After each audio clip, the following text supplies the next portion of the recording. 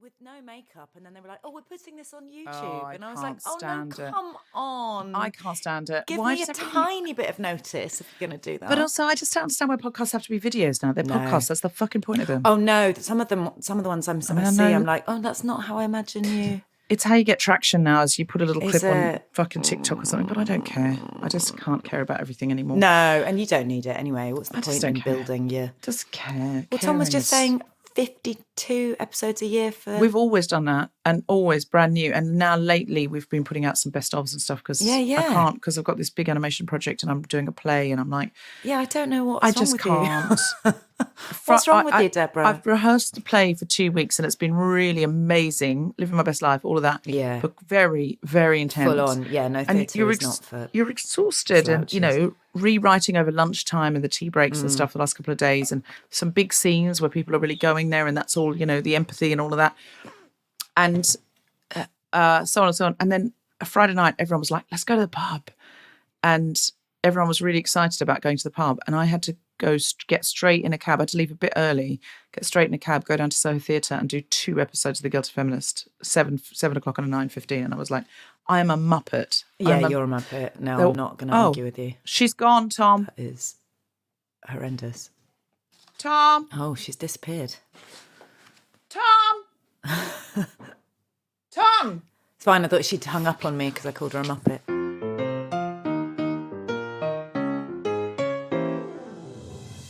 The Spontaneity Shop presents The Guilty Feminist Watchers, and just like that, the Sex and the City Rehill, with me, Deborah Frances White, and my very special guest, Margaret Cabourn-Smith.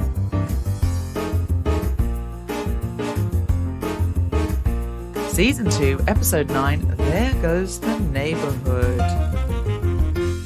So, Margaret Cabourn-Smith, delighted to have you here. I'm excited to be here. Would you describe yourself as an avid or a rabid Sex and the City fan? Oh, is it one or the other? Yeah, they're the only options we give on the show. I'm going with avid.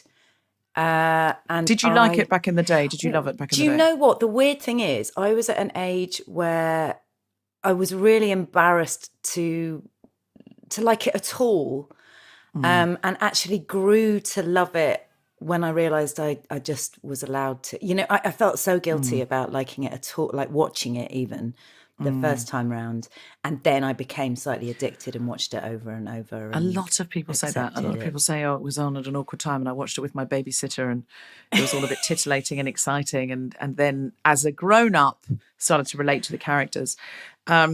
Overall, how do you feel about the reboot?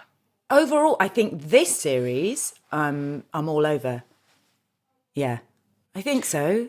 Or rather, I have different misgivings than the previous series. So, yes, different misgivings. What a great way of putting it. So, I'm going to just do a quick recap of what happened this week, so we can dive into this ep.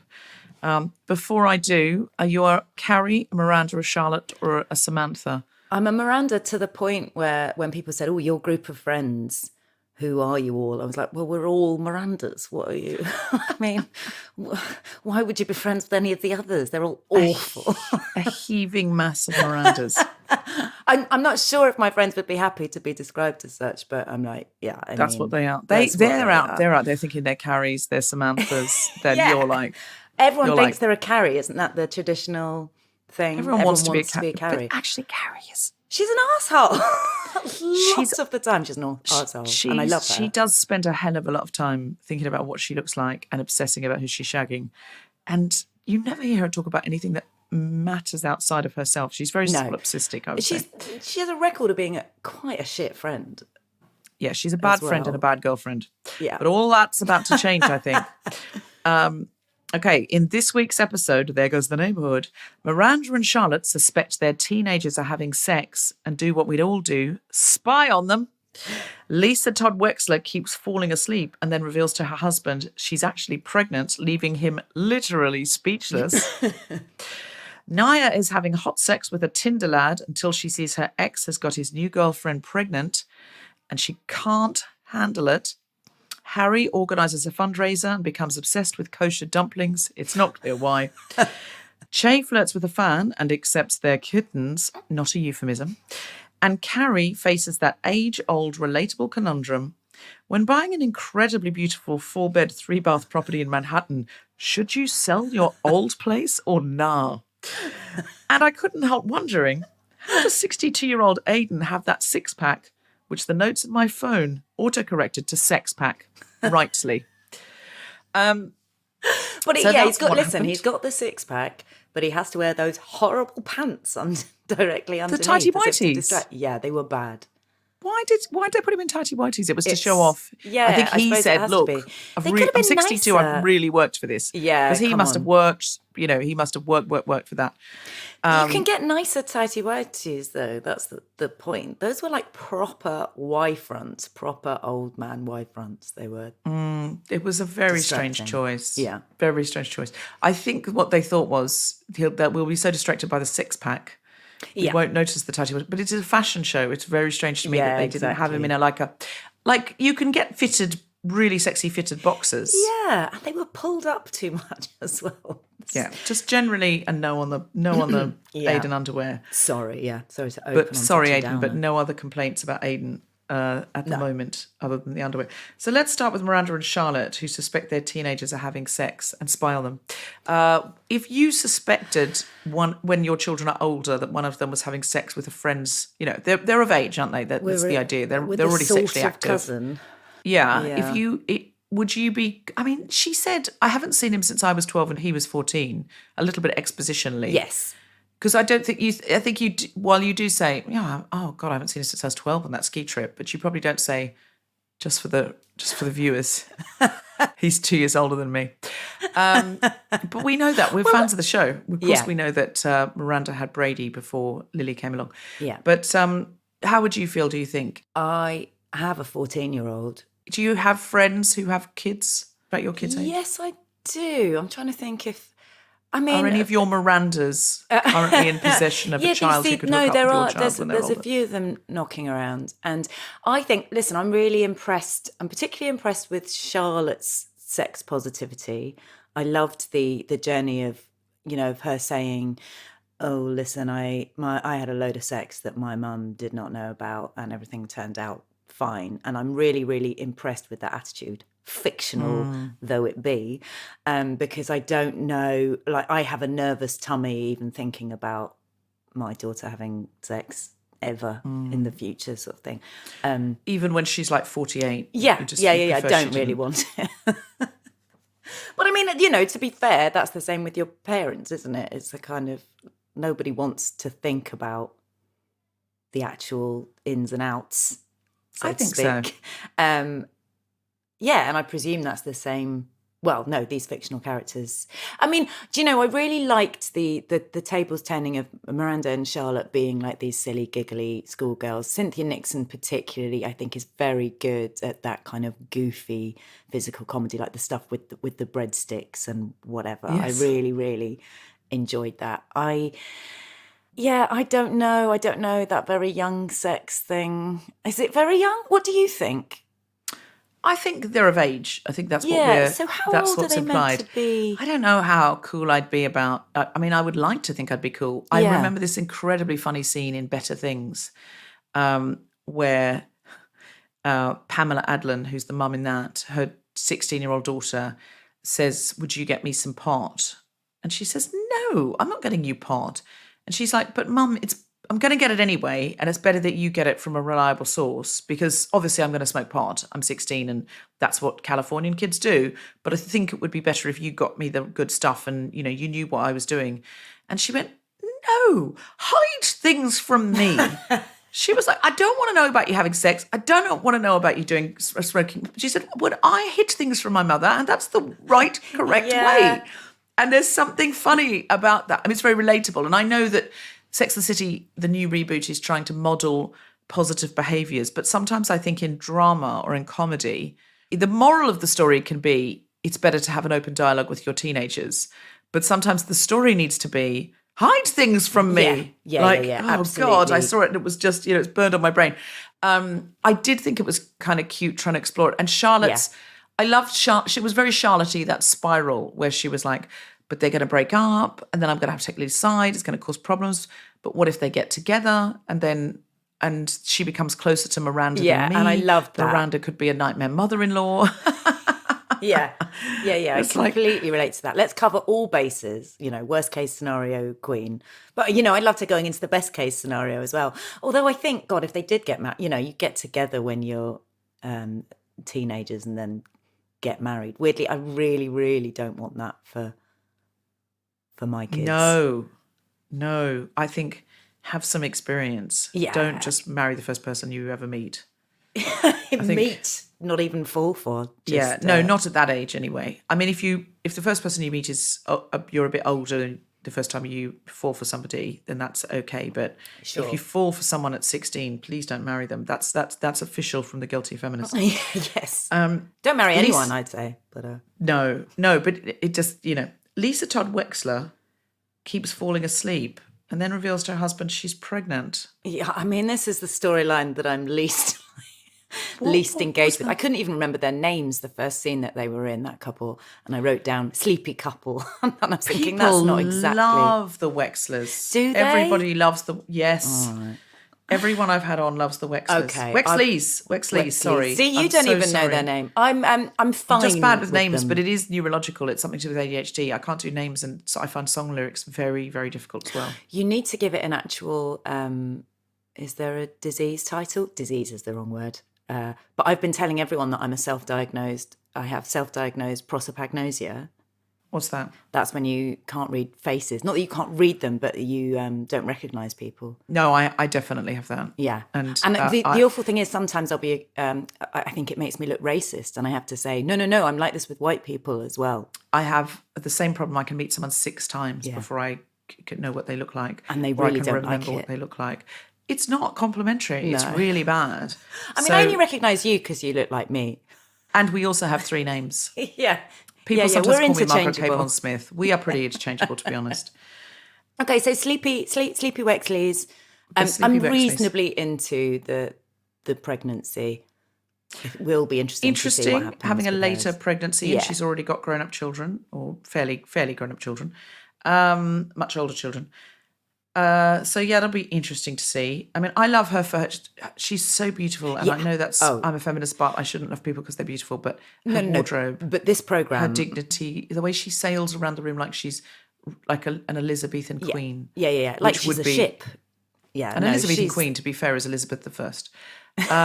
That's the only kind of Elizabethan queen you could be. To be fair, there's a second, isn't there? But she's not really like the Elizabeth II. Oh. But I think an Elizabethan queen refers to the era of the Elizabethan era. What are you calling the second Elizabethan? The second Elizabethan era. I just think I'm calling it pretty much now. Last How week. very insulting to the new king, to our new king.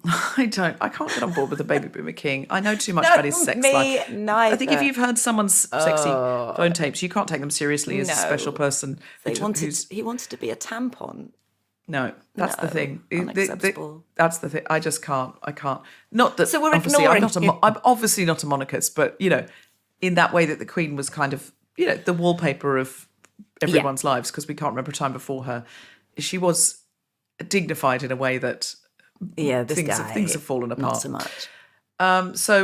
Back to the sleepy Wexleys. Yes. Is it true that you just fall asleep when you're pregnant like that? I mean, or it can happen, I guess. It can. Like, I was very, very sleepy. I remember a point where I was thinking, and now I have to drink some water when I'd rather fall asleep. And those were the 2 things in pregnancy that I'd kind of shut down from everything else. My body was just like, you need to sleep, but also occasionally you need to drink some water, and that was it. I mean, they're parasites, is what I'm saying. Oh, they are tiny parasites who grow inside of you like a science fiction film. Something. Then they so come out weird. and they wish to feed upon your body. Unbelievable. Gross. Cheek. I love them both, but gross. Naya's having hot sex with a Tinder lad. Yes.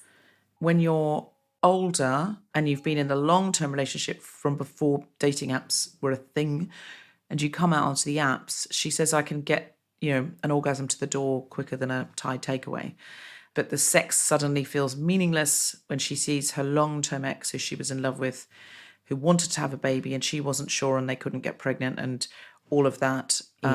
What do you think of this storyline? I mean, I absolutely loved it. And I thought the casting was amazing because I thought the Tinder guy was exactly the sort of man that seems incredibly hot and, you know, is incredibly hot. But also he still had the vibe of when you suddenly go off someone.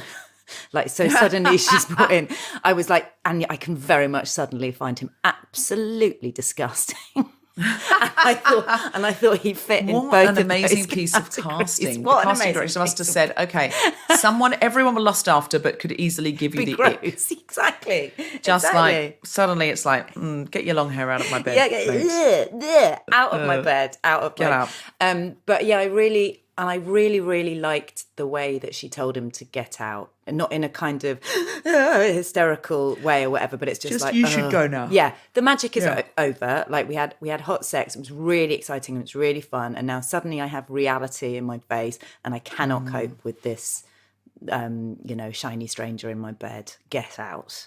Not even as strongly as that. Just she's like, oh, you need to go now, and he's like, yeah, sure. And I was like, oh, okay, because I'd never done the app sex either, but that is what I imagine it is, and it's kind of the brilliant and terrible thing about it, I suppose. Do you think you would have done the app sex if that was available in your time, or? I mean, it's weird, isn't it? Because now it feels like you sort of have to. I don't know. Like I know of a couple of people who are not doing, who are single but not doing the apps, but they're very attractive men, and I think that they don't have to. Whereas I think, like, really to, The other way is people slide into people's DMs, and Instagram's kind of like a dating app for them. But Yeah. I think very few people now just meet in a pub. Oh, I had a friend who, a male friend who's a little bit older, who was talking to a slightly younger woman, and she said, well, what did you used to do? And he said, well, you just go up and talk to someone in a bar. And she was like, don't tell me. And he said that it was honestly like he was the worst kind of pervert. Yeah. The idea that you would strike up a conversation in real life. I honestly think everyone's in the IRL. pub looking on their phones at pictures of people in slightly different pubs. And actually not looking around the room and make eye contact and listening to the tone of someone's voice. No. And thinking, I think, honestly, young people think approaching someone is creepy because then that's predatorial or something. Because if you just chat to me on a bus, are you sleazing on me? I can't get away, blah, blah, blah. But if I can look at your pictures, look at your write-up. Yeah, see what you say. I and mean, then maybe go- if you sort of wrote your profile on a T-shirt and wore that might be helpful. Have some of your inner thoughts. But I think the projected onto exciting your thing chest. that young people who pre the dating apps don't realise is that if you're, I don't know, like chatting to someone, working with someone, dancing with someone, flirting with someone, you think, is this, could this be? Yeah. Maybe they like me. And you didn't know. Whereas on the apps, it's so unsexy and unromantic because it's just like, I'm horny and adjacent. Are you? And it's like, I don't want the penis to already be erect before it's seen me. I think it's got to be specifically erect because of me. Because of your actual physical vibes you're sending. Yeah, out. my beauty, my charisma, my charm, my... Sure, and you don't think you're putting that out via your can't have that on an photos app. and your- Like, because as soon as two people go on an app, they're both saying, this is what I'm after. Yeah. Although I Whereas if suppose that it happens isn't in a coffee shop- necessarily sex, is it? On an app. Yeah, like I know there are apps that are just sex, but some of the apps are more like, oh, Deborah's face is so confused. No, but some of them are like, I'm looking for a partner. I'm looking for something more. If you see what I mean. Yeah, but it's still the kind of icky, sticky, are you the partner? Are you my wife? Yeah, but I It's was like that it's- in real life. Just lurching up to men and going, are you my wife? Didn't go well, generally.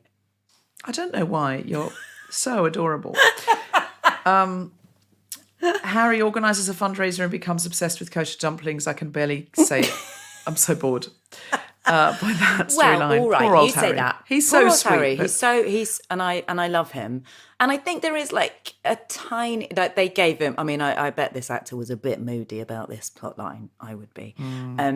But I do think there's something quite funny about thinking that it can't be vegetarian if it's too delicious. Oh, if it's delicious, that is like a funny little thing. I remember my friends trying to send back some jackfruit nuggets because they were like, they couldn't were be. like, this cannot be Cannot vegetarian. They almost made the kitchen staff, prove it. But That's very funny. The opposite happened once. I was on a picnic years ago and someone was eating vegetarian sausage rolls and saying, these are so delicious. And then the person said, yeah, I made them myself. And they're like, oh my God, can you give me the recipe? And they were like, yeah, sausage meat, blah, blah, blah. And they went, you said these were vegetarian. And they were like, did I? Oh no, must have been joking. I was like, obviously sausage rolls aren't vegetarian. So I was like, yeah, No. Anyway, they'd scoffed so many of them and they were like, I haven't eaten meat in years. Oh, God. No, I have. And they just got seduced by what they thought was the most delicious vegetarian sausage rolls in the world. And it's like, no, do you know what's delicious? Sausage rolls. And of course, if you don't like that, it isn't. But that's interesting. It's the neurological trick of the brain as well. Yeah. I mean, I've been a vegetarian, like a pescatarian, as my son keeps correcting me. It just sounds so wanky, doesn't it, pescatarian? Do you know what I always think? It sounds to me like if it wasn't for you pescatarians, I would have got away with this. Yeah. I have not eaten meat for so long that it does seem like it's a different category to me. Like, like eating meat would be like eating shoes or something. So it's not even a matter of this is delicious, but I don't like it. It's just this is not for eating. Food. It's not food. I get it. I feel a bit vomity, I think. I get that. One thing I haven't mentioned is Harry is becoming jealous of Charlotte's boss and thinks it was a bit of a strange thing. He said, why is he here? And it's like, well, we met him at the Sleepy Wexleys. They're not the Sleepy Wexleys. She's just, one of them is a bit sleepy at the moment because she's preggers, because she's up the duff, but the other one is not sleepy at all. But yes, so we met the yes, boss. of course he's there at his friend's fundraiser. That's where they met. And he's like, you're staying till 7:30. Oh, he fancies you. And I hope Harry, who's always been a really stand-up guy, isn't going to become this weird guy jealous. I don't want to send him down that route. Similar to Miranda and the alcoholism. It's like, really? Do you really have to do this? Just to sort of shove the drama in. Do you know, I saw recently, I watched a couple of old ones just to see if there were any hidden Easter eggs while I was exercising. You know, and you just sort of want something on that you've seen before. Miranda was once given the number of AA by a date because she went out with a policeman who was, she thought, too hot for her, and everyone was staring at them, and she just thought, he's so hot, I can't cope, and I can't compete with these other women who want him. And so she drank all these ridiculously fast, all these double vodka martinis. Yeah. And in the morning, she was incredibly drunk, brought him home, and that was how she was able to have the confidence to have sex with him. And in the morning, he left her the number for an AA meeting. Do you know the cut-out storyline of that they cut out not for time? Go on. But they cut it out because they thought it was too much and the audience wouldn't like it. She shot a scene with that hot police officer, #police problematic. She vomited on him while having sex. She was on top and she vomited all over his face. And they thought that would be too much for the audience.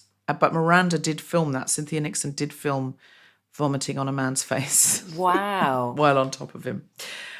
So maybe the seeds of her alcoholism were sowed. But having said that, I saw a bit of the film against my will the other day. And there's a bit in that where Carrie is drinking a load of wine and offers some to Miranda. Miranda says no. So I think... Yeah, I think they hadn't seeded that properly. And I think they have correctly abandoned it. No, she sometimes still has non-alcoholic wine and then complains it's awful. Yeah. But yeah, she doesn't seem to be, she once went to a meeting, but really it was to meet friends in California. It was a very strange choice that. They just wanted to do like a little episode about being an alcoholic and then not deal with it anymore.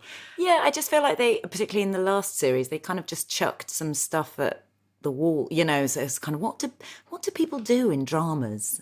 Let's give her this. And that's what you're right. I think that I don't want them to do that to Harry because I think that he's cleverer and more fun. Yeah, and supportive of Charlotte and would be supportive of her going back to work. And I think it can be a shock to the system if you've always had somebody there making the meals and stuff to go, oh, fuck, I said I'd be supportive, but this is really hard. Yeah. But I'd rather see a storyline where he goes, is this what you've been doing all these years? Yeah.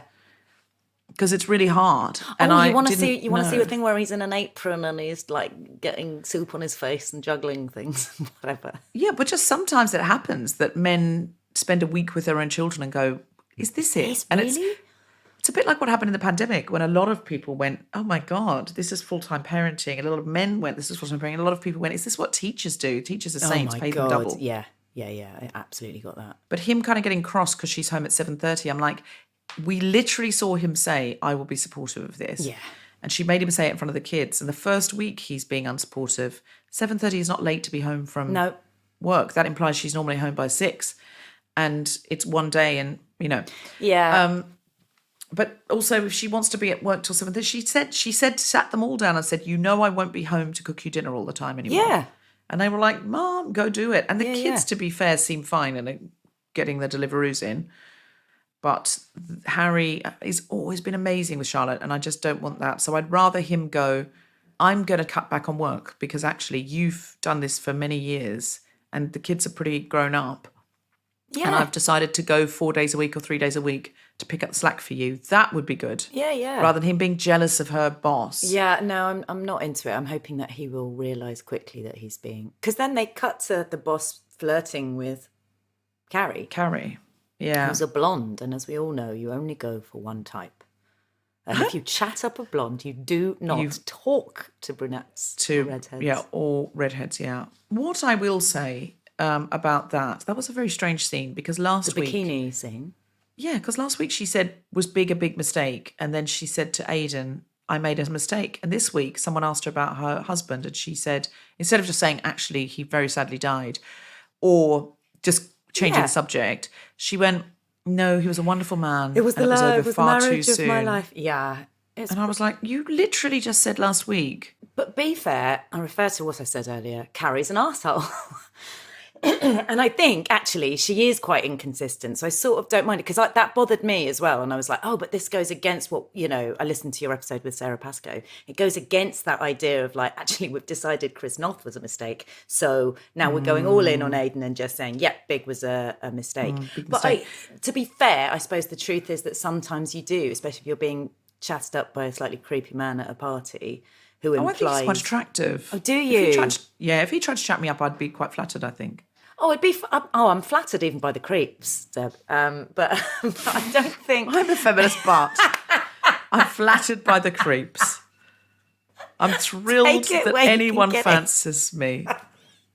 Take it where you can get it, or leave it where you can get it, really. Oh, and honestly. then leave it. Yeah, take it, Leave but it where you very can much get it. put it down and then go. Yeah, but it's just nice to know there's a bit of validation. Yeah, exactly. But again, I think that's it just wasn't explored at all. Like if she'd said, oh, it's weird, isn't it? I am into Aidan, but it was because I feel like if someone tries to slag off your marriage and you're like, no, don't be putting me in the same boat as you with your 3 divorces. This was, it was maybe a slightly more defensive thing. With your 3 divorces. And if any listeners have had 3 divorces, we salute you for knowing when to oh my leave it. God, 100%. But it's just not the same as being widowed. It's not is the it? same as being widowed. No, absolutely. And I can imagine I feeling imagine. a bit affronted. Yeah. Just go, all right. Yes, but actually, it was a bit of I thought if Aidan had been with her, what would she have said? And I suspect it wouldn't have been that. I suspect she would have said, no, it was a different situation, but this is my partner Aidan now. Or maybe he wouldn't have said that to her if she'd been with Aidan. Yeah, because he was chatting her up, basically. And we must get to Aidan, but quickly, on the way there, can we just say Che flirts with a fan who's brought in some kittens to a vet. And the fan says, has anyone ever told you look like that stand-up comedian Che Diaz? And Che says... no one said that before. And then the fan says, I wonder whatever happened to them. Which is strange because they only had a pilot last week. Yes, last week. A cursory Google would tell you that. A little light Googling. Have you ever, we've both had failed pilots, right? Yeah, Pilots many. Loads. A friend came to my wedding and said, oh, I loved your wedding. I walked in and I could see 50 failed pilots just from the door. Oh my God, it's so true. we've both had a bunch of failed pilots, Sure. and they're not really failed. Like we No. thought they were good, but that's the powers Went that no be further.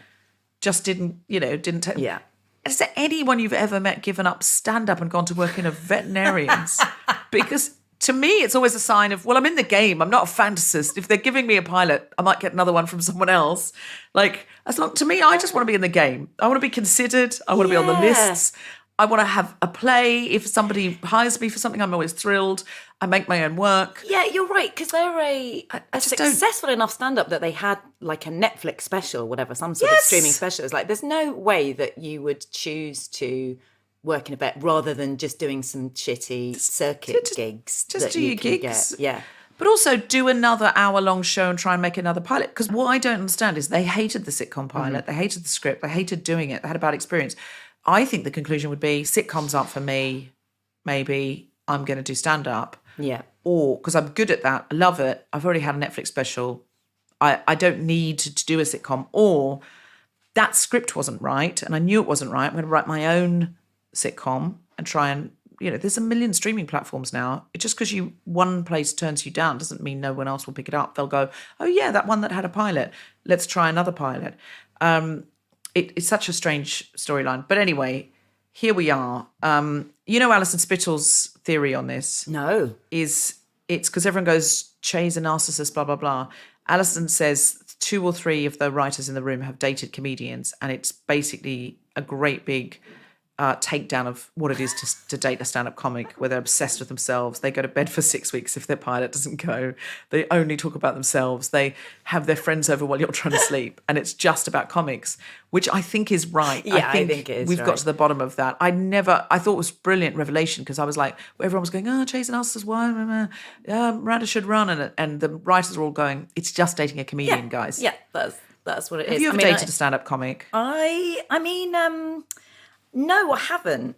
Your husband's an actor and sketch comedian, Yeah, right? but weirdly, he's not started. Yeah, he did start out as a stand-up. He did that thing of being, getting to the BBC New Comedian final within a few gigs, and then not getting that and just being like, I can't cope with any of this, and have to say, so he is Che Diaz then. But we've just said no one would do that, and now you've just told me that's what your husband did. No, no, and that was all before he met me. So then he went into righty performy, but not actual stand up. Right, See what I mean? So he'd stopped that before I got together with him, and I have to say, there's been numerous times where I've thought, I'm really glad I'm not dating a stand up. I'm really glad he stopped being a stand up, mainly because I find it so nerve wracking watching someone I love do stand up, do sort of grim gigs and all of that. But he has to watch you do stand up. Yeah, I mean, but I don't do the proper stand up. I don't do the, which you have to do if you're a proper stand up. Spend hours going to Cardiff to die for £20. Do you know what I mean? That's like You're selling it. You're selling it to the listeners. Proper stand-up is going to Cardiff to die for £20. I mean, you're not wrong. No, exactly.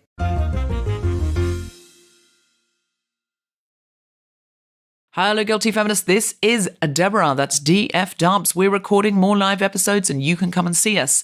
Please do. We are live at Soho Theatre in London in August on the 11th, the 12th, the 18th and the 19th. That's August 11th, 12th, 18th and 19th. Get tickets now.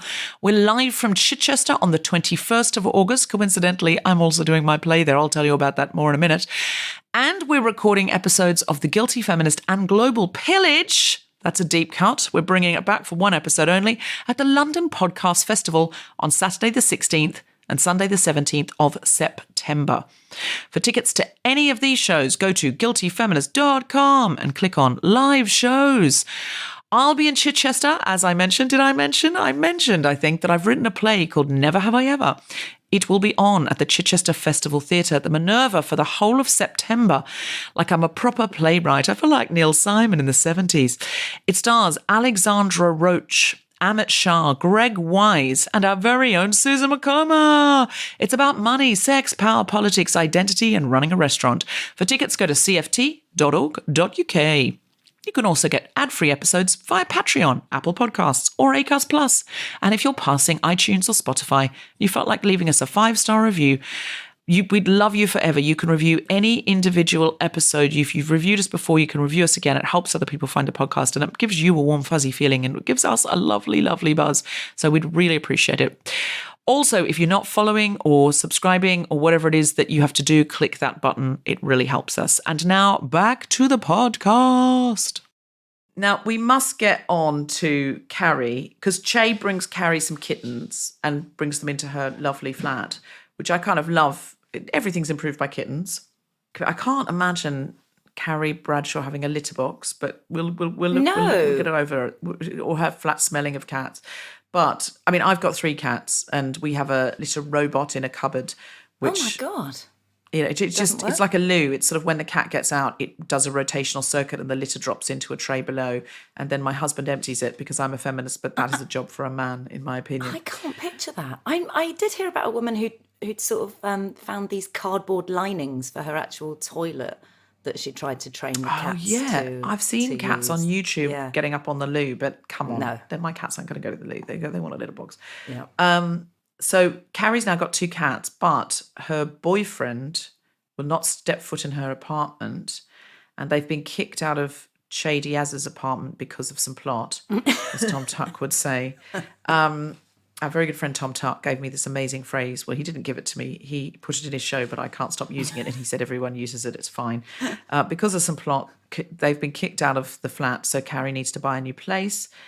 And the place that she buys, by the way, when Che said, oh, don't worry, I can afford my own place now, month to month, because I work in a vet. I'm like, if you work on the front desk of a vet, you cannot afford a place with a view. Yeah. With a view, your own place, no roommates with a view. Come the fuck on. With that view, no, you can't. No. But anyway, let's not dwell on that. It's a TV show. Unless you live on the windowsill, maybe. Yes, 100% that. And so Carrie decides she definitely wants to be with Aidan. Aidan's got 3 boys of various ages who are teens. The eldest is 20. And so she thinks, well, I need a 4-bedroom place in Manhattan now, as you do. And Seema, her real estate friend, who, by the way, I didn't do Seema in the recap. Seema's getting hot and heavy with a ludicrously cartoonish film director. Yeah, the little scarf that he wears around his neck. I mean, like hilarious. A bulldog.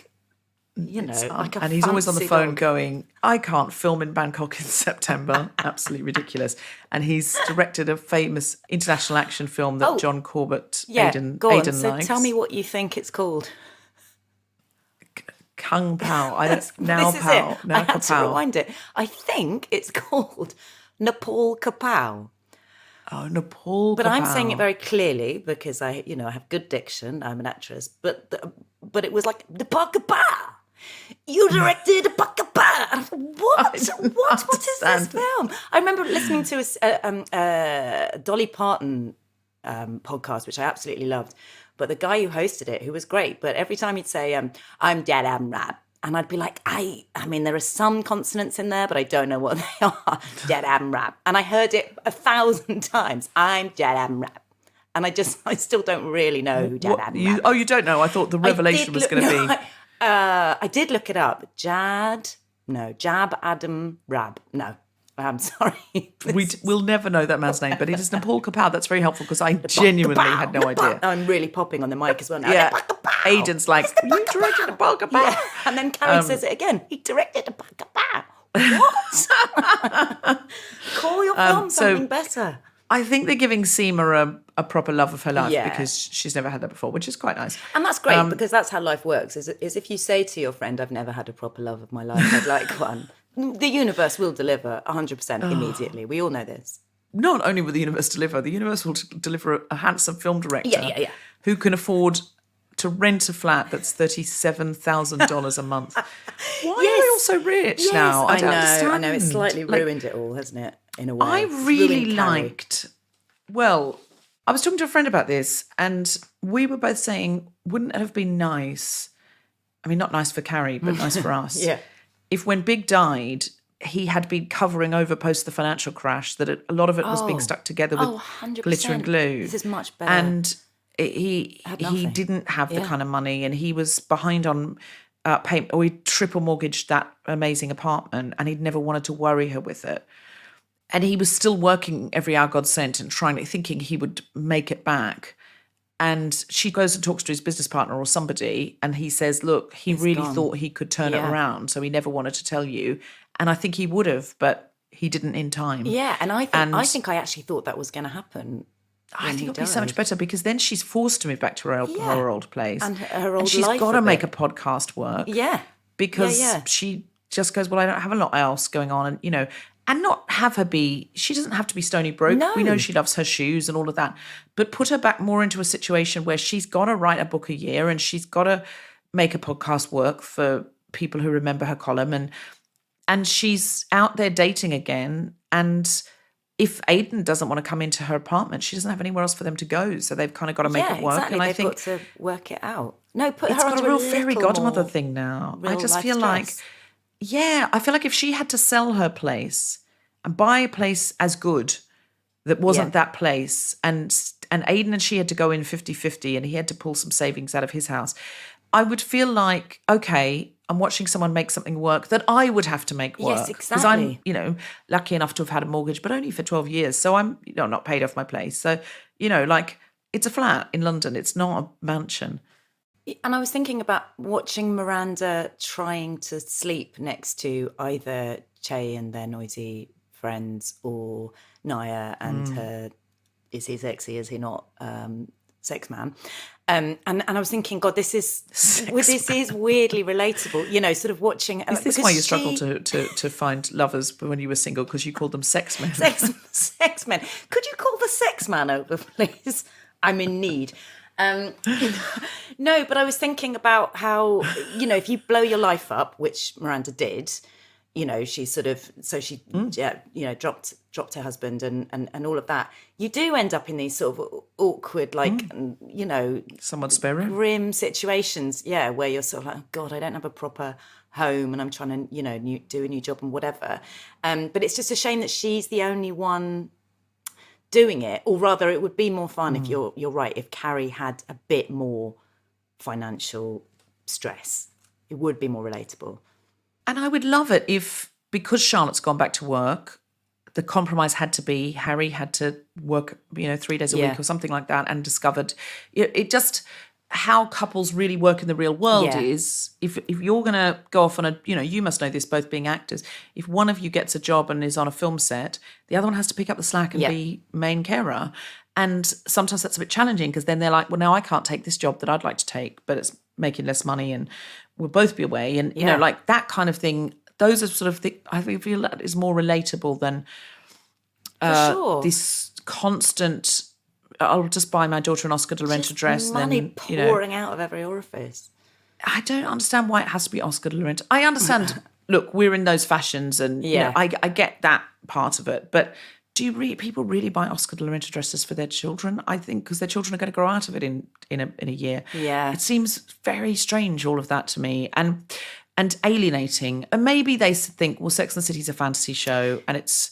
Yeah, you want a bit of it. I don't want them all struggling financially, I don't want to watch them. But I think it's okay for Charlotte to buy herself Oscar de la Renta and buy her kids, Ralph Lauren, and I'd still really enjoy it. Yeah. And I think it would have been great to see Carrie again. She doesn't have to be. She's written a lot of books and she's maybe made some investments. To be fine, but just a bit more. A bit more realistic. Because I used to love the way she used to dress, with sort of a combination of clearly something she'd been given because she was a journalist, and shoes that she'd maxed out her credit cards for, and then a top that was clearly like a vintage top she'd got out of an Oxfam or something. I used to love all of that. Although today, in this episode, she is wearing a sort of a coat covered in paint. What was that? I don't know. What was that? Because I thought, they're decorating this house. Yes, exactly, when she first walked in, I thought, she's decorated the house. She decorated the house already. She bought it already.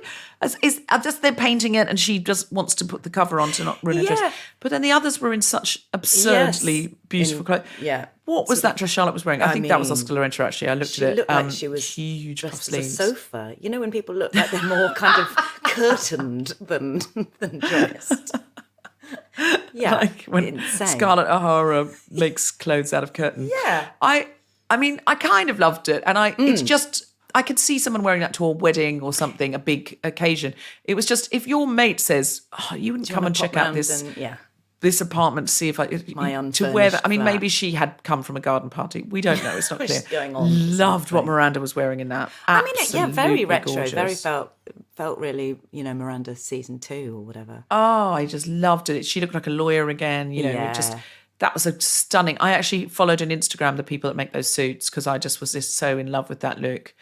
And Carrie, I have to say, in this episode, is in some sexier numbers. Yeah. The opening scene, if you could get your eyes off John Corbett's abs or tighty whities. Yeah, maybe that's what that was. Oh my God, that's old Carrie Bradshaw. Oh my God, yeah. Underwear under this sheer fitted see-through thing. Oh my God, I just thought she looked incredible. And I want more of that, please, if Michael Patrick King's listening. Yeah, chainmail, isn't it? Almost. She came in and she had a blouse on and a big wide belt and a skirt. A big skirt, yeah. Oh, she just looked incredible. This was old Carrie Bradshaw. Yeah. I don't like it when they layer her up in 40,000 layers. No. I don't understand why. No. It's like they think when people are in their 50s, they just wear many coats. Because they're really cold because they're poor. They can't get their core temperature up. She's not poor. Well, no, exactly. She is certainly not. The paint splattered coat was just a bizarre choice. It felt like a code that I didn't understand. I didn't understand that. But what did you think of? I mean, the house was obviously just. It didn't look like an apartment. It looked like a house. No. Absolutely stunning. 3 bathrooms, 4 bedrooms. What kind of budget in New York, in Manhattan? Because she doesn't live in Brooklyn. She doesn't want to live in Brooklyn. In Manhattan, would you have 4 beds, 3 baths, and a view of the park, or Gramercy Park? Well, do you know what's interesting is because I was thinking about how, usually in most dramas, actually, if they ever talk about money, they'll do that thing of, and I don't know if they do it in real life, where I'm going to write down a figure and I'm going to pass it to you and you're going to say. Yeah. And I think that part of the reason they do that is so that people aren't then distracted by how much money that is, or the people who are in those worlds, how little money that is, or be like, well, what would that be? So I was actually surprised that the 37,000 a month thing was even mentioned, because I think you and I were both taken out of it a bit suddenly, going, what are we talking about? Hang on, is that rent? Is that, so you're suddenly thinking about money and how much people earn and how different that is from you and whatever, I had a friend who said, houses would be much more interesting if they said on the front how much they were worth.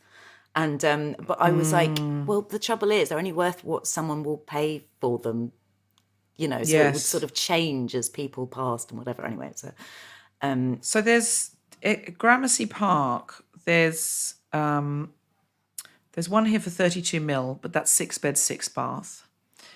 There's one here for nearly 6 mil, 6 bed, 7 bath, but that's not actually on Gramercy Park. On Gramercy Park, I don't know. So it's all quite reasonable, and maybe we should both move there. But the question is, I do need a spare. Should we keep Manhattan our places here as well as buying the Gramercy Park 32 million? Can I be bothered? Or should we just sell it because we just don't need it anymore? I just can't decide.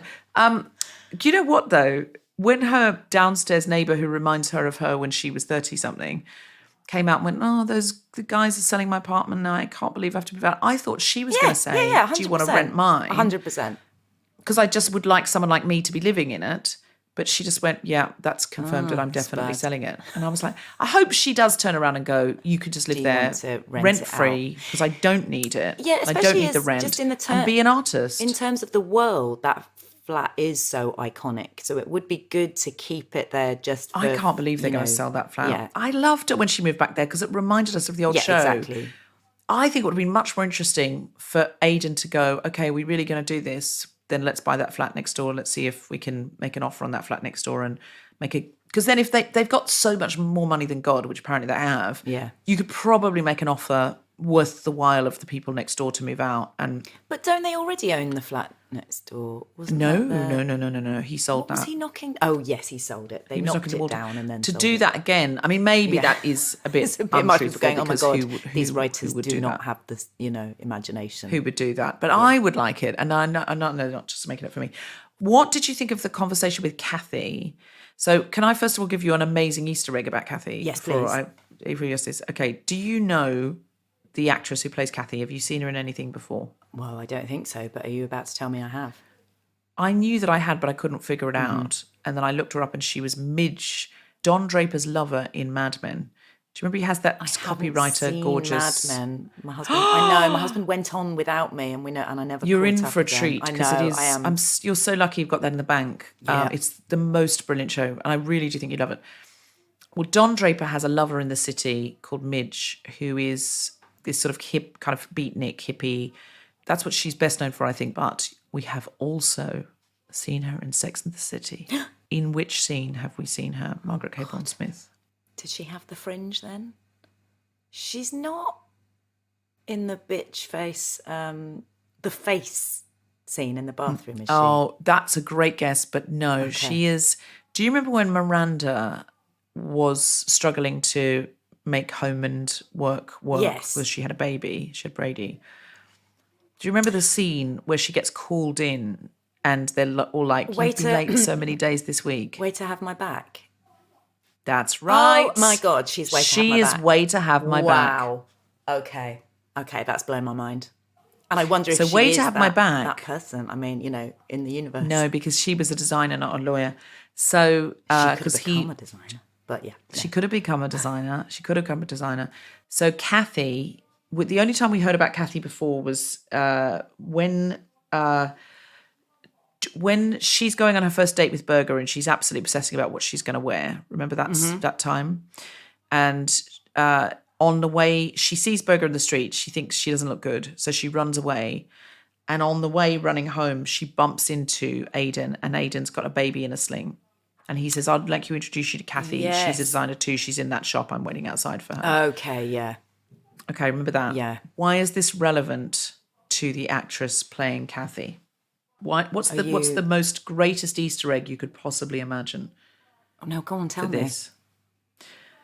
Well, the actress playing Kathy, Rosemary DeWitt.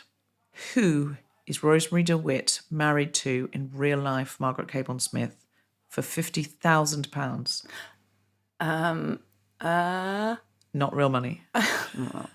The piss politician. What date was Carrie going on? And running away Berger. from? Oh my God, she's married to the guy from Swingers. She's fucking married to Berger. In real life, she's married to Jack Berger. Wow. Yeah, that's right. And she is, in this scenario, was married to Aidan. What a beautiful Wow. Easter egg that is. Wow, But that she's is also shagged brilliant. Don Draper. So that's the triumvirate triptych. that you... I mean, you can't do better than that in life. I mean, you can, but just, I'm a feminist. I just don't know why I to said that. be fulfilled and do a lot of volunteering. Yeah? Can I ask, in this scenario, you've broken up with your husband. Yeah. You've broken up with Dan. It's many years down the line. Your kids are teenagers or 20, whatever. 5 years you've been divorced in this scenario.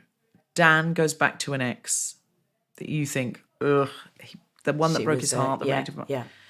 You're really good friends with Dan now. You've moved on, he's moved on, but you're like, he's going to go into a spiral again, she's going to hurt him again, and it's going to affect my children. Do you ask for coffee? And do you say to her, "Don't do that, please"? I mean, really, really not. But having said that, I sort of imagine the kind of woman who would. And actually, I don't have much judgment there. I mean, to be fair, we all do slightly mad things and dress things up as I think I'm doing this for the best, For the right reasons. For the right reasons. What I liked about this conversation was I thought she was very, very reasonable. It was only afterwards that you think, nah, mate, come on, you don't go and say, "Don't break his heart," sort of thing. That is a stupid thing to do, even when you're a teenager. I'm sorry, you don't do that. How can someone not? You can't promise not to hurt someone. This is she the could thing. just wake up one day and go, "This isn't right," So and that's going to hurt him. I watched it twice, and I cried both times when Aidan said, "We're going to hurt each other." I feel like I'm going to cry again now. That was good, wasn't it? Because you don't get to this age and think it's possible to have a relationship where you don't hurt each other. It's like, don't be ridiculous. You've been married to this man. You've got 3 kids. You're telling me You haven't, and you're divorced. You've telling me divorced you've broken him. each other's hearts. You have broken each other's hearts. Obviously. Not just once, over and over again. How dare you tell anyone else, don't break their heart. You can get away with that. What's there's a film, you break her heart, I break your face. I can't remember. It's a John Hughes Brat Pack thing. I can't remember which one. Doesn't sound incredibly healthy. It sounds a bit toxic. But it's the sort of the best friend coming up and acting tough kind of thing. And I get it as a teenager. And it's like, no, as soon as when you have unrealistic further, expectations. But Aidan's response saying, of course, we're going to hurt each other. Yeah. And also, no one can promise that.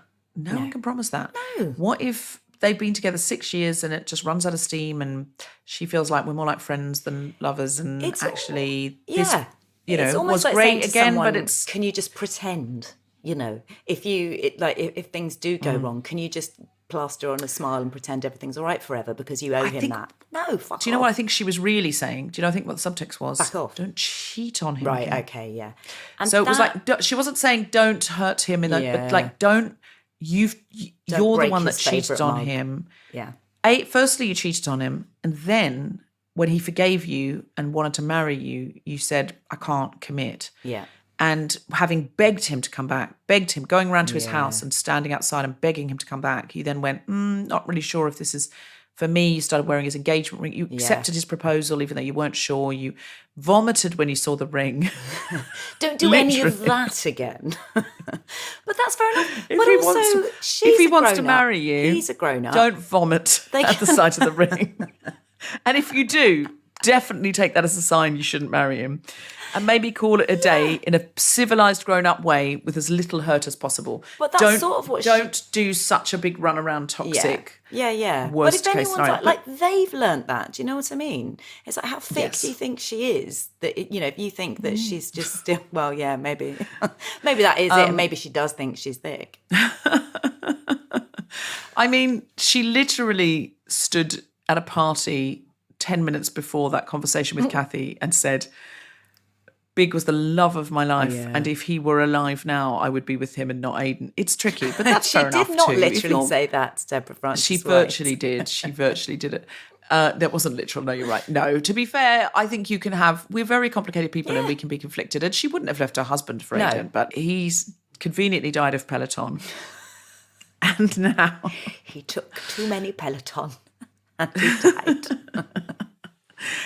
No, I understand the impetus of Kathy wanting to say, can you not turn his life upside down? If you're going to leave him, just break it off in a dignified, gentle fashion and not leave him reeling from all this fuckery-uppery because he's got 3 children now. I think that's what Kathy was saying, and I kind of think that's fair enough. And don't write about my children. Don't just start running columns about my children. And I think that's... actually fair enough. It's a curse to have a writer in the family. That's what they say. Yeah, but it was interesting. I was thinking about that conversation and thinking how real it is and thinking how awful it is to have someone be really, really reasonable, ask you to do something really reasonable that you haven't done yet and you still feel sort of hurt and defensive and whatever. And I think they both did well in that conversation to kind of get through it because she was sort of being told off by her boyfriend's ex, which would 100% be humiliating for anyone. I would hate it, but it's even worse when someone's doing it in such a lovely, reasonable way because you can't go to your friend and go, do you know what that bitch told me to, said to me? It's like, well, actually, she said some very reasonable things that... yes, in a reasonable voice. Yeah. But I love that her response was, is the waiter coming? No, you have to go to the counter. Okay, I'm going to the counter. Yeah. I mean, I did. I felt felt very, very like me. That's what I would do. Go, I think I'll just go to the counter. I'm pleased to go to the counter. I don't want to sit here and do this Indeed. anymore. So I don't think she's going to break his heart again. I think we're going to see now the adventures of Carrie and Aidan. Yeah, for a while at least. I think it's going to be stepmomming. How to stepmom a teenager which I am who interested doesn't in want to be because it stepmommed. is not a natural position for her. The stepmother. No, she didn't seem to really want children. No. That's the one thing that, Sarah Pascoe was saying, it's just great to see a woman where they're not going, do you regret it? I really hope they're not going to start doing it as well. I don't think they are. I think it'll be more like, how do I forge a relationship with a very important person in my, she might have a fight with one of the kids or something, and, Aidan might leap to the kids' defense, or, those things will have to be worked out. These are real. There's plenty of drama in it. Yeah, It'll be interesting to see. It isn't covered a lot. Also, he's in Virginia a lot, and the kids are in Virginia a lot. So I don't really know. I was very disappointed that we didn't get to go to Virginia. I know. And see his house. I feel like they're teasing us, though. Or I hope that. But I'm interested in the first time she goes to Virginia. I'm interested in the first time she meets the kids. That's the most dramatic time. Yeah. Like, after you've seen the kids 10 times, it's going to be like, hey, Carrie, I want to see the introduction, because that's the drama, and we've missed that now. And I want to see how she responds to this Virginia house. And there was all this build-up as, is it going to be this beautiful cottage, or is it going to be, what's it going to be? And we never saw it. And that disappointed me a bit. Yeah, but I've loved the outfits, and that's, a lot of what I'm enjoying about it. There's been some excellent outfits and some tragic outfits, and both of those are equally enjoyable. Oh, for sure. Anything you're hoping for in future episodes? Well, I am looking forward to the Kim Cattrall phone call. Aren't we all? The one-sided phone call. I was laughing about Dan when I was watching it with Dan, and he said, I mean, they've replaced Samantha with like 3 characters, which says quite a lot how much, what a big influence she was on the show. We didn't talk about Anthony. We haven't talked about the fucking poet. And I'm sorry to be so on brand, but I love the poet. I'm obsessed with him. He's so beautiful and adorable. It's a bit weird that he went out with him literally 5. He said, we've been on 5 dates. Then we saw them on another date. Best line in the show, 5 dinners with no dick, is how you say not very gay. Not very gay. Absolutely. Loved it. Hot for it. Would be gay for him. Would be a gay man for him. Yes, easily. Oh, but the other thing I wanted to say was, is that really what gay men do when they get hot for each other at a party? They go into a different room, they pull their trousers around their ankles like toddlers and have a kiss. Is that what they do? Because I'd love, if anyone can, write in and explain that to me, just confirm or not whether that is how that worked. It was so weird. It was so panicked. I'm pretty sure they don't stand there with their trousers around their ankles while snogging. I think we're meant to think they're doing something with hands, or one of them's going to go. But they do you both do that? I don't know. It seemed very strange. They weren't. They were just kissing. It's like patting each other's bottoms. I don't understand. Need more info. That's all I'm saying. Oh my god! I think they thought that was funny comedy to show them kissing and then go, oh, but all the time they've had pants around their ankles, and I'm like. Exactly, pull out. It was pretty sure that's not what anyone does, especially in a party. Anyone could walk in and they haven't locked the door. What an embarrassing situation. Whereas if they'd just been snogging on a bed or something. Or they'd been naked on a bed. Just snogging and having taken, ripped their clothes open a bit. That's all you need. I think they thought this was funnier, but it was very strange. But I'm glad that Anthony has finally gotten over himself, because he just thought Cutie McTootie was too hot for him and must have had an ulterior motive, and he's come to his senses and realised that no, he likes me for me. Which I sort of don't know whether that young man would have pursued him for 6 dates, and I also don't know that Anthony wouldn't have had the confidence, because Anthony's fit and funny. And 5 is way too many. I think you 2 dates. Exactly. You do 2. Or if on the 3rd date, I mean, that's the traditional American thing anyway, isn't it? The third date when you put out. I believe that's the case, but I think the 6 dates is probably implausible, because that young man will have other options. That young hot poet. I mean, to be fair, maybe he has been, with those that's other true. options. No one said it's exclusive. No. He might be thinking, I'll break this one. He might be thinking, he thinks he's going to reject me. I don't fucking think so. Yeah. I'll get him in a spare room at a party with his trousers around his ankles if it's the last thing I do. The hottest way. Things So don't want. not hot. It's so to have not a top hot. and no to bottom. Kind of, to wriggle it down to your ankles. Not just open the trouser. No, those are like fitted trousers. That wouldn't. Oh my God. What a hot fella. What a pair of hot fellas. Well, listen, it's been absolutely wonderful. Do you have anything to plug? Oh, yes, I have my own podcast. Who doesn't? It's called Crushed by Margaret Cabourn-Smith. You were an excellent guest on it. One of my first. Stop it right now. I absolutely love doing it. It's funny people talking about their crushes. And it's nearly always funny, but sometimes it's, properly heartbreaking as well. So if that's your bag, get involved. It's very, very funny. I recently recommended the one with Jess Foster Q in The Guardian because it made me laugh till I cried. Yeah. Her talking about having a crush on Gandalf. Not Ian McKellen. No. The character in the book. And her justification was, well, I lost a granddad at a very young age. Oh my God. You have been listening to The Guilty Feminist Watchers, and just like that, with me, Deborah Francis White, and my very special guest, Margaret Cabourn-Smith. The producer for The Spontaneity Shop was Tom Zielinski. The Guilty Feminist is part of the Acast Creator Network, and just like that is on Max in the United States and Sky Comedy and Now in the UK. See you next time for episode 10, The Last Supper, part 1, Appetizer. The Guilty Feminist is provided exclusively from Acast. Find it wherever you get your podcasts.